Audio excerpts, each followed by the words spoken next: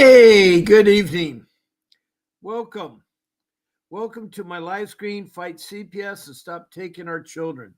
I'm your host, Bob Pace, and I've been doing this since October of 2023. That's 19 months. Twice a day I'm on here. Um, Once in the morning, Monday through Friday at 10 a.m., and then on the weekend at 8 a.m.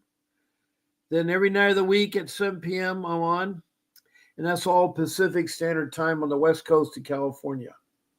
That's where I'm broadcasting from Surf City, USA, 3 blocks from the beach. It's a worldwide podcast reaching everybody in the world that has internet.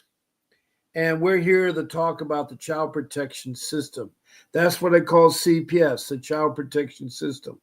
It's a government entity that was started in 1962 when Congress passed a law that social services should protect our children from neglect and abuse. So they formed a child protection system that would protect our children from abuse and neglect, and furthermore, do family reunification, bring the family back together. And I really want to emphasize families. It is proven time after time, case study after case study, that the best parents to raise the children are the biological parents.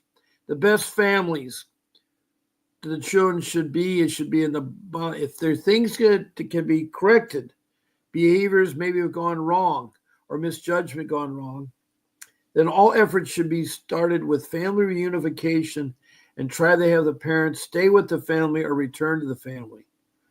Children should never be taken from the family unless there is an emergency going on or there's physical harm coming to the children. Too many cases today among many of the rogue CPS entities instantaneously kidnap a child, traffic him into foster care, and alienate him from the parents. That's the MO of the rogue CPS. And I talk from experience. I've talked to over 1,700 people in here. And in 23 countries, including the US. That lately they seem to, all they want to do, and we all have something in common. I too was a victim of CPS. It's called low income, and because we're low income, we are being penalized, and that's wrong. They should not be putting fear into us because we're low income and we maybe at a poverty level. That should be not a reason for taking children away. But they take advantage of us people, and I'm one of them. And I've been there. I know what it is. That's why I've come up with 5 rules that I wish I had known that when my case was around. I too was a victim. And it started with the mandated reporters. Well, actually, mine was a layman reporter. There are 2 kinds of reporting of CPS allegations. Lay people and mandated reporters, professionals, people like doctors and school teachers and anybody else in the medical or education field, policemen and firemen. They're all required by law to report any suspected abuse or neglect. But it's really sad that mandated reporters are 50% wrong with their reporting. Things are reported by mandated reporters, and out of 4.2 million cases in 2019, only 2 million were found to be nothing at all. So those 2 went unfounded, and that's a lot. 2 million bad reports. Now, the lay people are a lot higher because they use it as retaliation against a neighbor or a family against one family against another family. It's terrible how people should not be using CPS. They're dangerous. Their only interest is to make money, and they make, over trillions of dollars a year in CPS. The CPS entity is not even regulated. It is, there's no board of directors or supervisors. There's no check and balance. Money is freely flows like water from the federal government to the state, from the state to the county. And it's just is running water. No one is watching it. There's no accountability for the money spent or anything. And so that's what the sad part about the child protection system. Now, I'm on here tonight and in the morning every time to try to help you all, relaying stories about my situation, stories from other people, and answer your questions.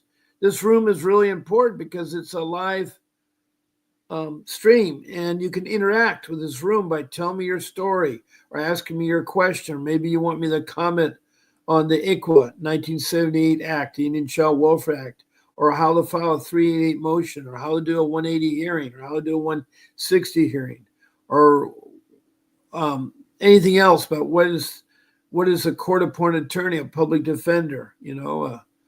It's really it's here. I give you guys encouragement and confidence, and who to talk to if you want to do a complaint. There are numbers you can call the White House through DOGE, the Department of Government Efficiency.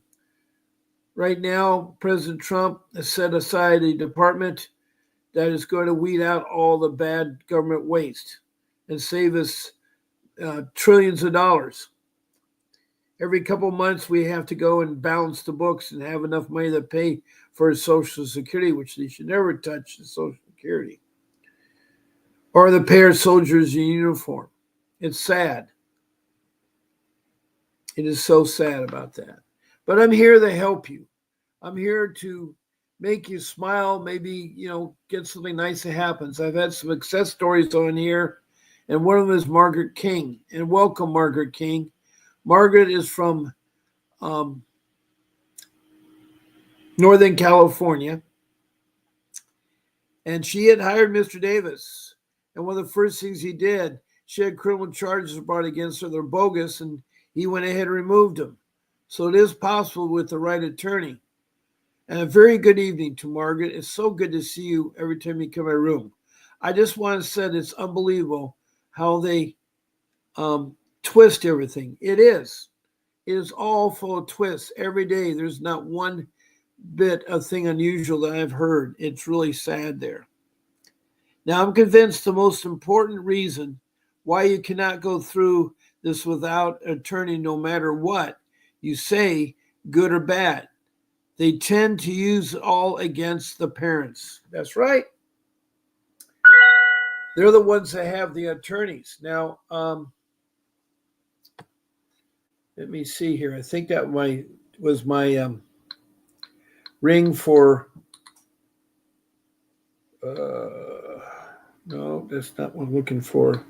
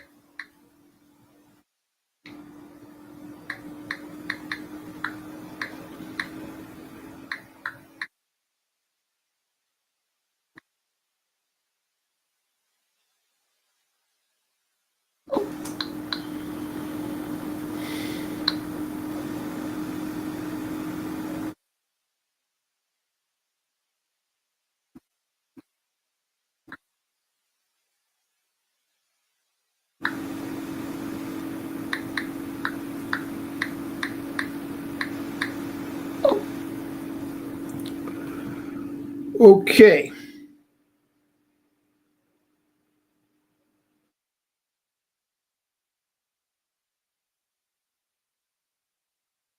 So tonight we got to end our show at 8 o'clock because Vincent's doing a show at 8 o'clock. So right now it's 7:18, so we're going to end our show punctually. That's been the request. So I'm glad that you're here with me. I'm glad to see Margaret. She's one of the regulars in here. And It is beautiful that you're here, Margaret. It's unbelievable the support you've given me. And yes, they do use it against you. It's terrible. It is terrible.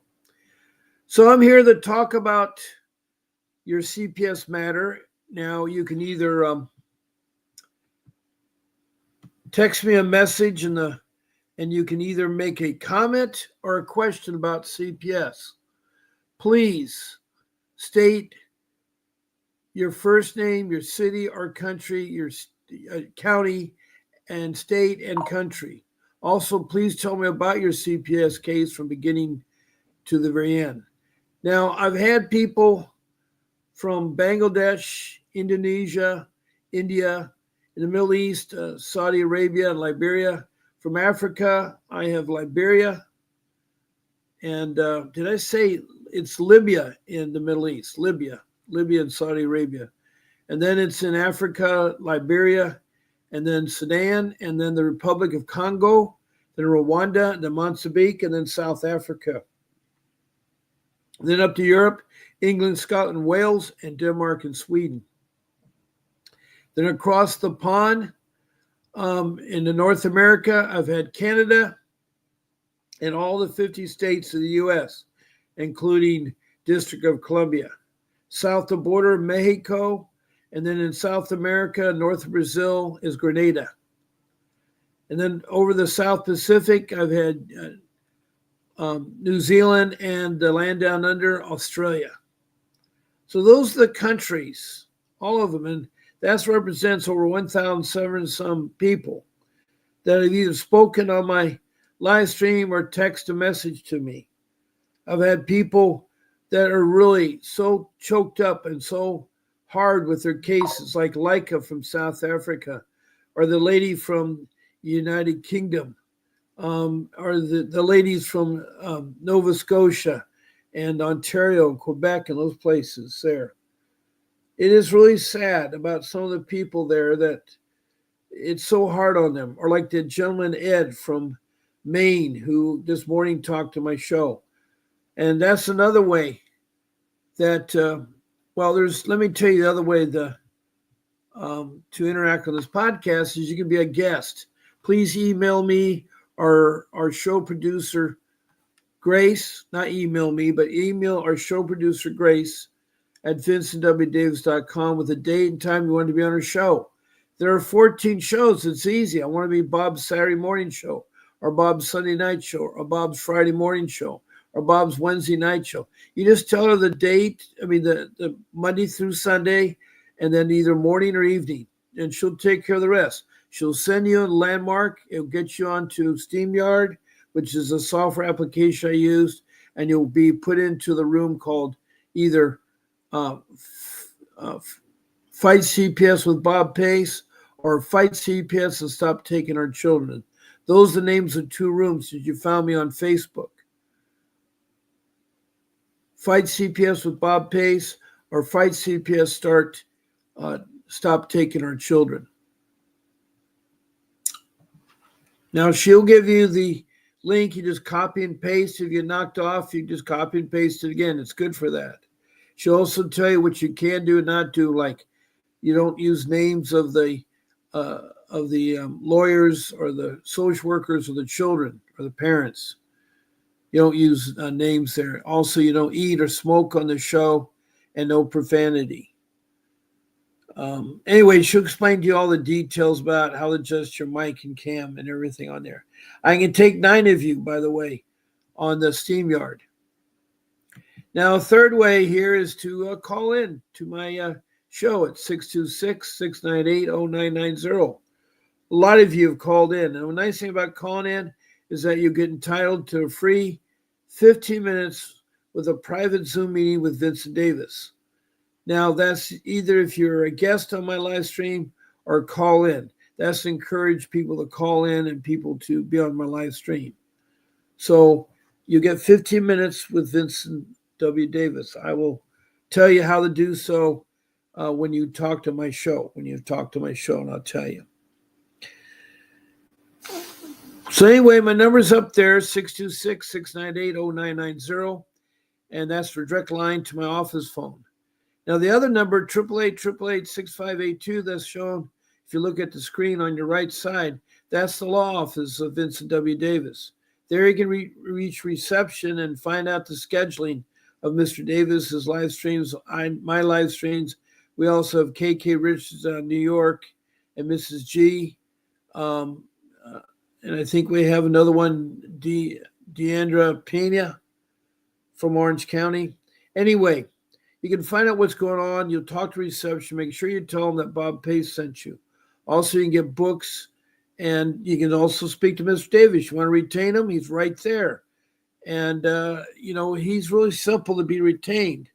For instance, if it's the closest county to his office is called the LA County, and that for $5,000 is all he requires a retainer, and it's $500 an hour. It all depends on the complexity of your case and how long is it going on. Also, whether or not he has per diem, because if he goes to another state, he has to figure airfare, ground transportation, hotel accommodations, and food. Those are the things he's being displaced when he's out of his home. And so those will be part of the retainer. And yes, the retainer can look obstacle to you. I had to sell my house, a quick sell my house.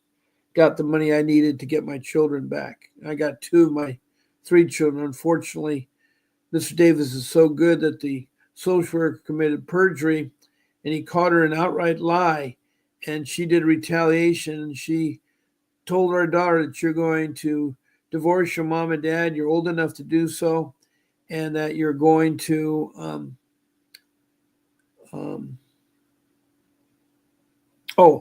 change your name, seal your birth certificate, new birth certificate, new social security card, and get adopted by your foster care.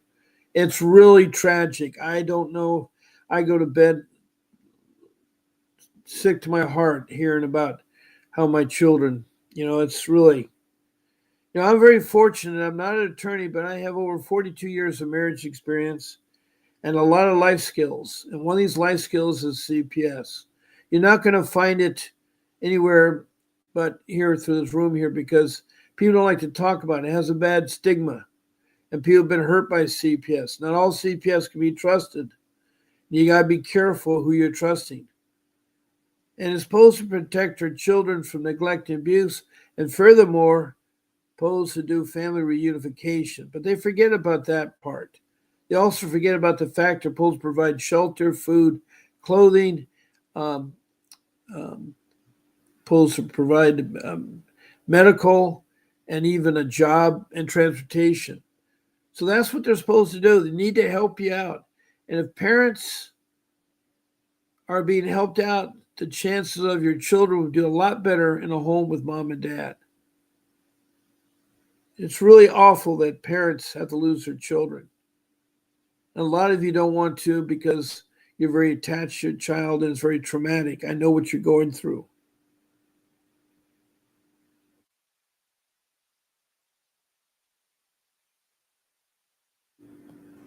But anyway, I'm glad that you're here in my room, and a couple of the things I want to talk about too that sometimes I forget, that if you want to go to a certain store to get a certain book, you can go to the Stand store. Now, what I mean by that is that right now we have a book called Get the Grandparents Guide and Other Resources. And what the Grandparents Guide is a step-by-step guide on how to adopt your grandchildren, how you can watch after your children. And all you have to do is go to this website, stand.store/attorney VWD. Don't forget to put the http://www. Also, you get other books, other lawyer packages and things like that. So check it out. Check it out. You also get it from that number from reception at 888-888-6582. Now, I know that I have a discount, so you can get this book even cheaper than $9.99. The book right now is 50% off. All you have to do is use my parent code. It's PACE, all capital letters, and the number 50 put after it, and you'll get a discount. You'll get a discount. That's what you get.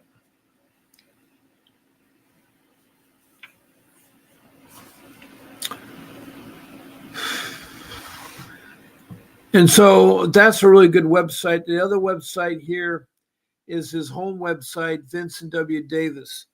That's where you can find about his law firm and a lot more things are addressed on that page that will help you out. That'll help you out there. Now, as I say, if you're a guest on my show or talk, you get a free 15-minute private Zoom consultation with Mr. Davis. And that's absolutely free. You just make a list of your questions, prioritize them, and then I'll set that up with you. You just express that you want that from me.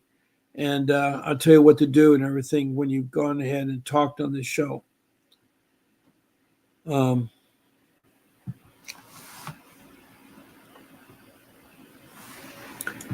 that's another good website. Another one here is that besides talking 50 minutes, if you want 30 minutes, a little bit longer, I got a special rate, Mr. Davis. It's $60. Normally it's $500 an hour, but he'll talk to you for 30 minutes for $60.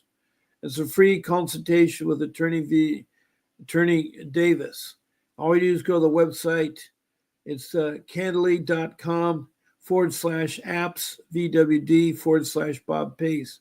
And you use your credit card and you pay your $60, you'll get your 30 minutes of private consultation with Mr. Davis.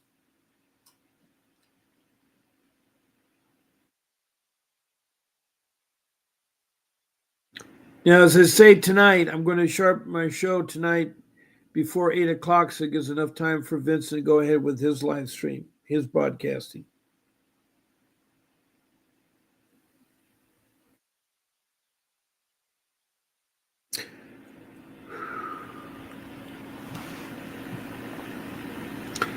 So that website, when you go there, you just use your credit card, pay $60, and you arrange your own time. So you know your time better than we do. We know you know that there. I'm going to put up my phone number up again because I'm pretty sure someone would like to call in. Now, Margaret says something else.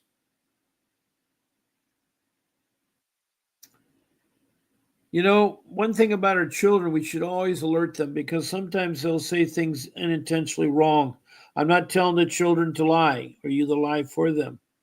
But you need to explain to children there are corrupt people out there called child protection system. And they'll try to mislead the children or lead them on. And it's sad, but they do that. They do that. They do that. And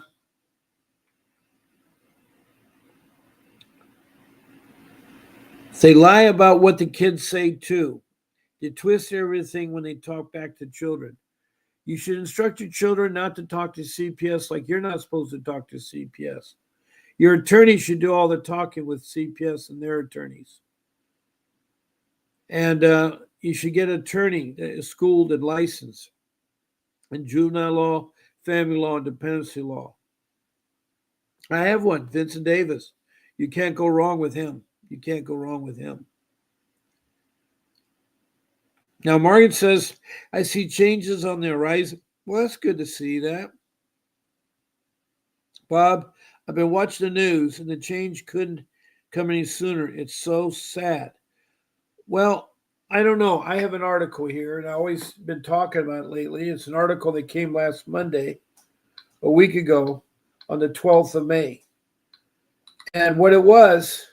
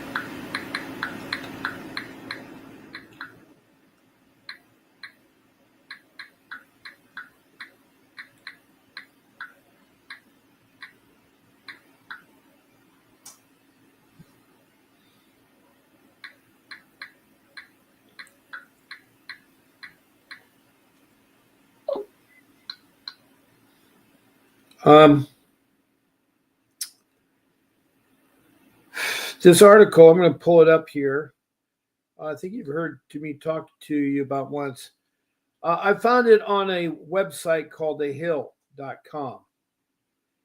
And what it was is that two authors were writing to the White House their opinion about the child protection system. Now, these two authors are people that work in the child protection system. Um, the first person is Dr. Melissa Merrick, who's president and CEO of Prevent Child Abuse America, the nation's oldest and largest nonprofit organization dedicated to the primary prevention of child abuse and child neglect. Then there's Dr. Jody Livingston Johnson, is president and CEO of Social Current. She is a licensed clinical social worker with nearly 30 years of experience in the field of human services. So these two individuals wrote this article about what is really wrong. And children do their best with their families. The title of the article is Children Do the Best with Their Families. And recently, a chorus of voices in child welfare have tried to frame the growing national effort to reduce unnecessary family separation, because right now it seems like a lot of family separation, as a threat to child safety. But what they're selling you isn't the truth. It's fear. They're trying to make you fear. It's fear that fuels the system and too often harms the very children it claims to protect. The real truth is children do best with their families. The child welfare system has for too long confused poverty with neglect, punishing families who are poor with separation rather than offer the supports that can help family together in safety. Now, social service is supposed to give supports. They're supposed to give food and shelter and clothing and transportation and medical and education and even help you find a job. All you have to do is ask. Now, according to the federal statistics, 75% of children maltreatment cases involve neglect, not abuse. So most of the neglect out there is neglect, not abuse. And that what often is labeled as neglect is a frequency, a symptom of poverty. Because a parent is poverty does not mean they're neglecting their children. Being homeless is not a crime. Inadequate housing, food insecurity, lack of child care, and missed medical appointments. Social service should be at the front offering those things. They should try to make sure that transportation provided for children that don't miss medical appointments. It's not a willful failure to care for a child, but a lack of resources to do so. So what they're saying is that it's not a failure to care for a child, but if you don't have resources, you can't do it. That's bad. Still, more than 1/3 of all children in the U.S. experience a child protection service investigation by 18. 1/3. So if you have 100 children, 33 of them will experience CPS. Now that rises higher to more than 50% for Black children. And that's wrong. Because you're a race, I mean, with American Indians, it's 100% because children are rounded up until they had the Federal Indian Child Welfare Act of 1978. They're rounded up and adopted with the CPS. Now they're required to find out if they are a Native American Indian or could be registered as Native Indian. There's 548 federal recognized American Indian tribes. And so with that being said, that's where it's really important. It's really, really important here. Now, Margaret says, I see, yeah, she sees the changes. And I think this is one of the changes here. Now, these investigations are invasion, traumatic, and often lead to unnecessary separations. That's the sad part. These rogue CPS entities. Yet there's little evidence that these disruptions lead to a better outcome. In fact, research shows just the opposite. A study published in JAMA Pediatrics, that's the Journal of American Medical Association, found that children placed in foster care are more likely to experience mental health issues. I know that for a fact. My son has had a lot of mental health issues. Struggles in school, both my boys did, and my girl, and encountered the criminal legal system than their peers who remained at home. There's a lady I talked the other day. Her son was committed of larceny where he hijacked 24 cars. 24 cars at the age of 15. And all he did is slap on a wrist, wears a bracelet, and he's violated that. So I don't know. It's really sad.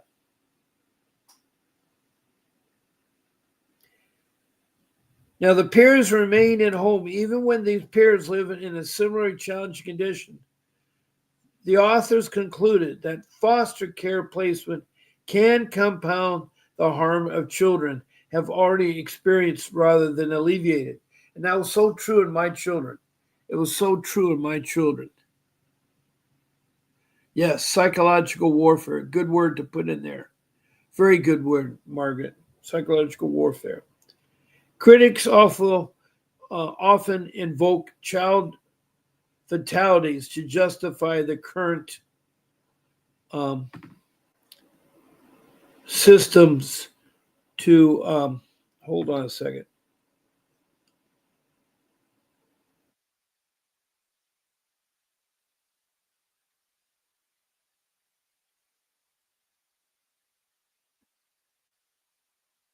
The current system of punitive approach. But data tells us more. Hopefully, an instructive story. Child facilities from main maltreatment have actually declined over the past year, while remaining fairly stable over the past 5 years. Experts point to key prevention factors behind this trend, expanded with the use of early intervention programs.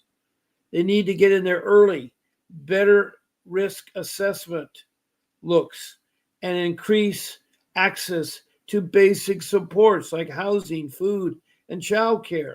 A study on state spending on the public benefit programs found that for every additional $1,000 per person living in poverty spent on public benefits, children maltreatment facilities dropped by nearly 8%, rather than evidence for more surveillance.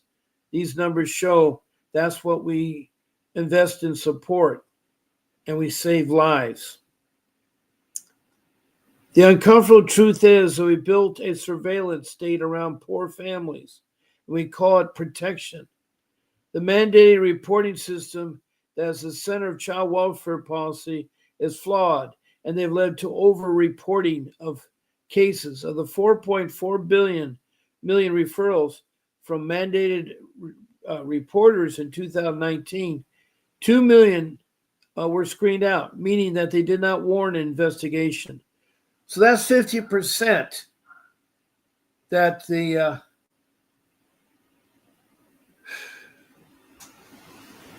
boy, that is hard to believe. Too often, children's family supports and children's safety are held up as a false dichotomy. We can both support families in a way that helps prevent the need for government intervention and provide the safety measures that protect children where harm is alleged. That includes offering such services as home visiting, child tax credits, or housing assistance, because the research is clear. When families have access to basic supports, child maltreatment declines.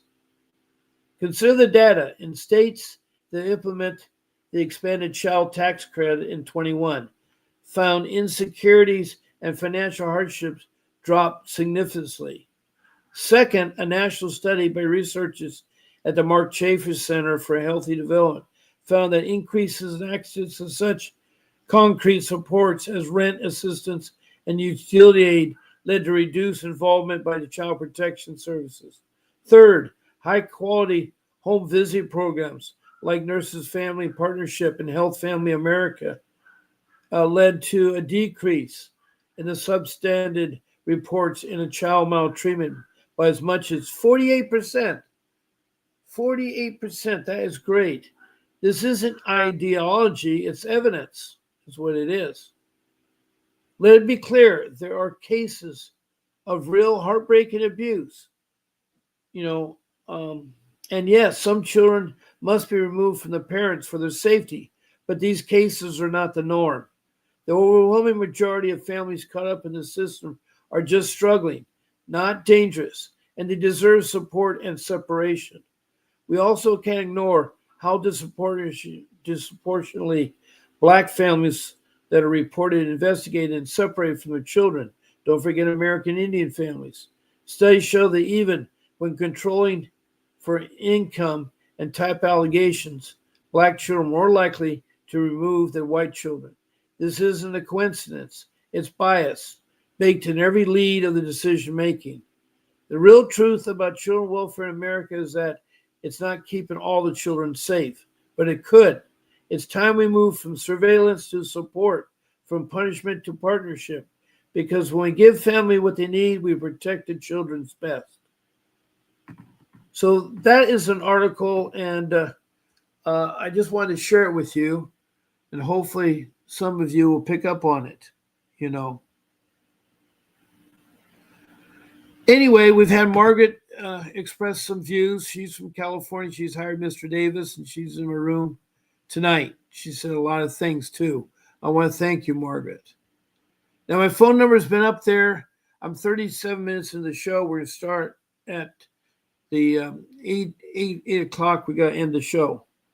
So my phone number is up there, 626-698-0990. And I'd love for you all to call in and either share a story or ask a question. That's basically all there is to it.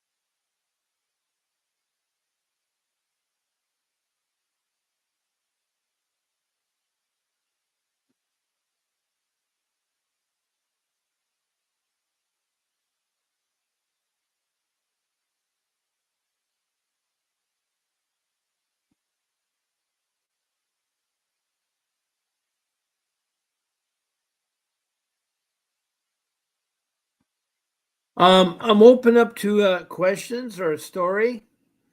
How can I help you? How can I help you?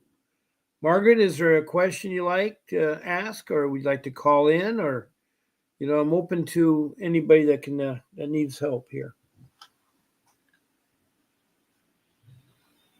Mm.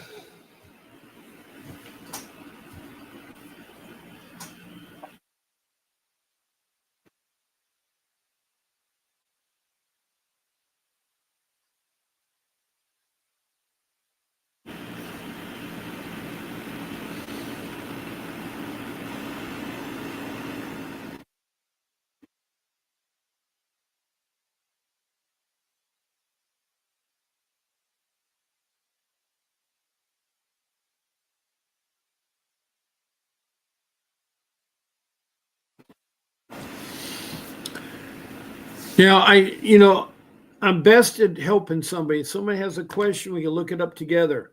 Now, I have my 5 rules I haven't talked about in quite some time. Rule number 1 is get a attorney, a professional juvenile law, family law, dependency attorney. Now, Vincent Davis has 39 years of being an attorney. I hired him. He got back my children, and he's been getting thousands of families back from the CPS. He's got them together. He also is a trial attorney, and he does civil lawsuits. He has fought CPS, not intimidated by him, and won millions of dollars. Won millions of dollars. So he's the real deal. He's the real deal. Hello, Taryn Harris. I think you may have been in before. Taryn Harris. I probably pronounced the name. And hello, Carmet Revenge. Now, Carmet, I think, is the guy from New York, the girl from New York called Cassandra, who's Tony the Tiger. I got a story, but need York and how I figure out how they sneakily traffic out here. But once my son was brought up to a hospital by the cops, once again, I got the social worker caught on recording violating your rights. I know that. HIPAA rights, Tony the Tiger here. Yeah, I know.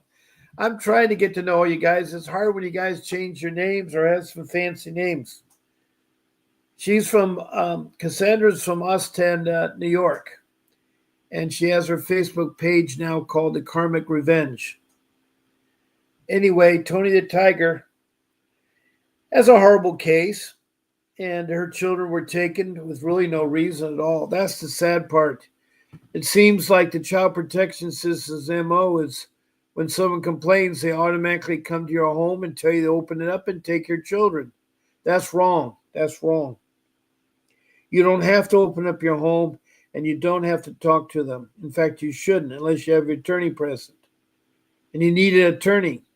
You need an attorney because you're trying to do open heart surgery. And if you know anything about open heart surgery, you're going to get a professional doctor that's trained in it. Same thing goes for attorneys. Same thing. God, my nose itches tonight. I don't know why. Oh. Maybe because we got warmed up heat and it's hot tonight and stuff. Okay. Good evening and welcome to my live stream. Fight CPS, Stop Taking Our Children. I'm Bob Pace, and how can I help you? Yeah, thank you for taking my call, sir. My name is Christina, and I have a daughter who was removed from my custody when she was 6 years old. She's now 15, and I did this thing I guess a lot of girls do, and the family convinced me that if, I let her stay with them, they would never keep me away, blah, blah, blah. Well, that was not the situation. As soon as everything was finalized, they just stopped talking to me.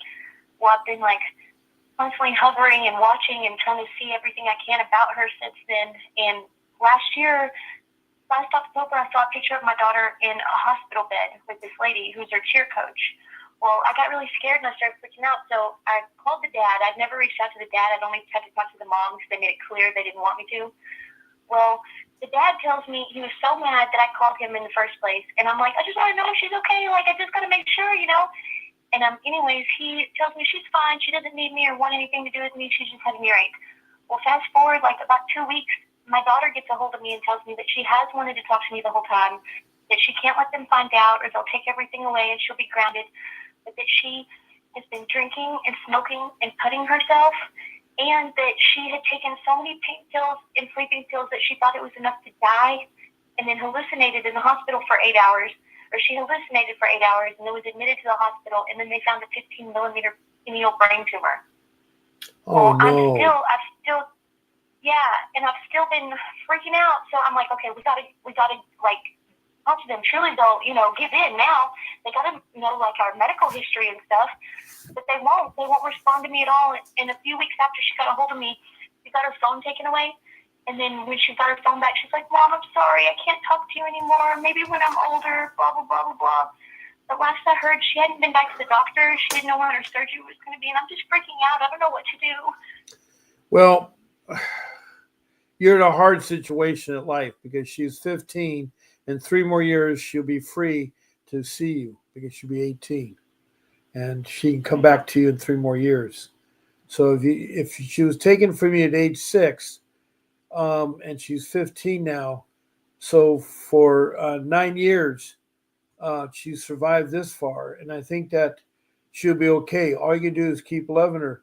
Now, what I'm asking you, was your families the ones that called in and said that you're abusing your daughter or neglecting your daughter? No, I was no. Who was no, it? Who was it that accused you of neglect or abuse? The very first time I got away from her dad, I got a protective order. Well, 2 months later, he came to try to force me to take her for a visit, and I said no. Well, the Arlington, Texas Police Department did not uphold my protective order, so I let him take her for the visit. 5 days later, I couldn't get her back, so I just let him come get me. Well, 2 months after this, he beat me up really badly, and CPS said that I was negligent for her witnessing the violence because I should have removed her from him. Even though I had a protective order and all of that, they did not acknowledge that. They didn't care at all.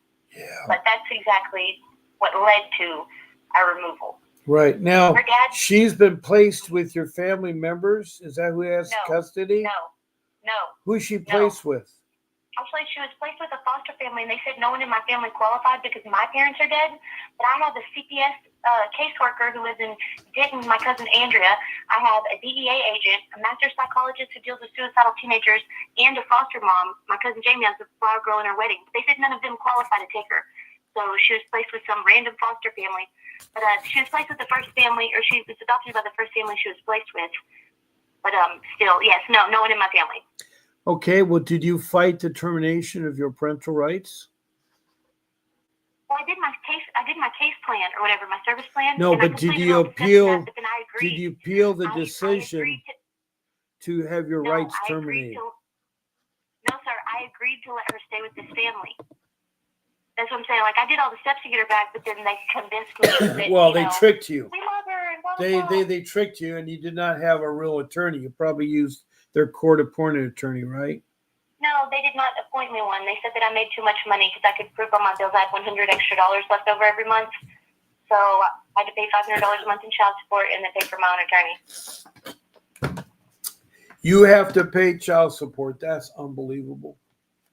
I did. I don't now, but I did. Did the father ever pay child support when you booted him out? Yes. Okay. Yes, he had to pay. Well, he was arrested immediately. He did 6 years in prison for beating me. He did have to pay child support for like 2 months when he was out, like on bond in between his trials or whatever. But he had 2 court-appointed lawyers. Okay. All right. Okay. Hello, Daniel. What I'm going to say? Yeah, just 1 second here. Hi, Daniel. I'm doing okay. And Daniel Watt got her son back. She is in Georgia, and she's on the show along with Tony the Tiger, Carmet Revenge. And it's always good to see you, Danielle. I hope one of these times you can take time to talk about your case and catch up. You know, thank you, Danielle, and so are you. So are you. And I miss you being a co-host of my show. Anyway, we have a very young lady here who had to give up her child, and she was tricked into signing a plan that had her child adopted by a foster family, and she's gone through a lot of traumatic experiences with this foster family. What you can do is show your daughter, just be patient, try to do well in school. When you turn 18, you can come back to me, and we can live together, or we can help one another and be supportive, because that's something that you can hope on. Now, my daughter, I lost a daughter at age 3, but that was not with CPS. That was in a divorce, and that was the worst thing you ever go through. And after 10 years of marriage, my wife wanted nothing to do with me, and so she threw me out, and she said, "You're never going to see your daughter again," and she's kept her promise. She now is, my daughter is 36, and I've not seen her for 33 years. Anyway, that is so sorry. My other daughter, who is now 22, she was 12, and the social worker coached and told her daughter to leave us parents by divorcing us because she was retaliating because my attorney caught her committing perjury, and she lied on the witness stand. So it's terrible when these incidents happen and so forth. I don't know how much more to explain to you. Now No, thank you. let me see, 7:59. I'm going to have to curtail my show because Vincent has a show on at 8 o'clock. So I want to thank you all Thank you for taking my call, sir. for calling in. Please call me in again tomorrow morning at 10 or tomorrow night at 7. I'm on 10 during the weekdays, 8 a.m. in the morning on the weekends, and 7 p.m. every night of the week. I want to thank um, Tony the Tiger, Karmic Revenge. I want to thank Daniel Watt. I want to thank let me see who else, Margaret King and Trenton Harris. Thank you all for being in my room. And again, thank you who called in and shared me your story. And by the way, since you called in, would you like to have a chance to talk to Mr. Davis? Would you like a free 15-minute consultation with him? No, thank you. Okay. Help me, sir. Thank Yeah, you. I know. I thought maybe there's a legal question to ask. But anyway, God bless you. And please call in again. This is Bob Pace telling you, do not keep fighting for your kids. God bless you. And I'll see you tomorrow morning at 10 o'clock.